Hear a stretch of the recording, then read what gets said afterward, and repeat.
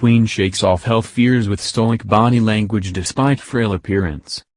The Queen maintained her stoic posture despite showing signs of her age as she celebrates 70 years on the throne, according to a body language expert. The Queen became the first British monarch to reach the milestone of the Platinum Jubilee on Sunday. Her Majesty ascended the throne on February 6, 1952, aged 25, upon the death of her father, George VI. She marked the 70th anniversary of her accession on Saturday with a reception at her Sandringham estate in Norfolk, where she was presented with a cake boasting a royal emblem for the occasion. She chatted with Angela Wood, a former cookery student who had a hand in developing the dish associated with the start of the Queen's reign, coronation chicken. The monarch invited a host of volunteers and members of the local community to the King's Lynn estate as part of the Jubilee celebrations. Taking a look at how the Queen conducted herself at the engagement, body language expert Judy James described how the monarch cutting the cake would have brought a smile to the late Duke of Edinburgh's face.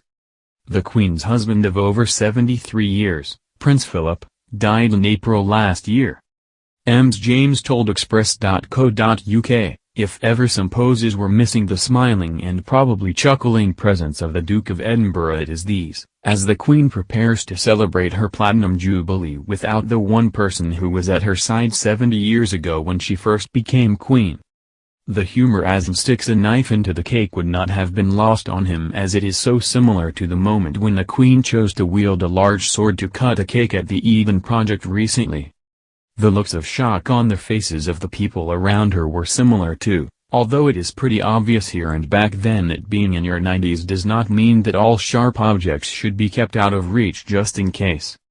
James believed the Queen's choice to host the event herself, without the support of senior royals, contradicted signs of frailty, or wavering health. She added, it might have been a deliberate decision by the Queen to bring no substitutes like one of her children to pose with her, but despite her rather solitary appearance and the signals of frailty like the walking stick, there are no signs of anything other than happiness and delight as she takes firm charge over the cake cutting and the meet and greets. The Queen's body language is clearly set to her usual stoic for the celebrations of her 70th year on the throne. She looks flattered and cheerful already, making the people around her laugh with her comments and showing total engagement with the people waiting to meet her. This will clearly be a very exciting and even fun-filled year for the Queen, despite the obvious lack of the men normally leaning over her and cracking the odd joke to enjoy the festivities with her. The Queen announced in a message marking the Jubilee that it was her sincere wish for Camilla, Duchess of Cornwall, to take the title of Queen Consort when Prince Charles becomes king. The Prince of Wales, 73, responded he and his wife were deeply conscious of what the honor meant for the royal family. He said in a statement, the Queen's devotion to the welfare of all her people inspires still greater admiration with each passing year. We are deeply conscious of the honor represented by my mother's wish. As we have sought together to serve and support Her Majesty and the people of our communities, my darling wife has been my own steadfast support throughout. The Queen described February 6 as a day she remembers as much for the death of my father, King George VI, as for the start of my reign. In a note to the nation, she said, I would like to express my thanks to you all for your support. I remain eternally grateful for, and humbled by, the loyalty and affection that you continue to give me.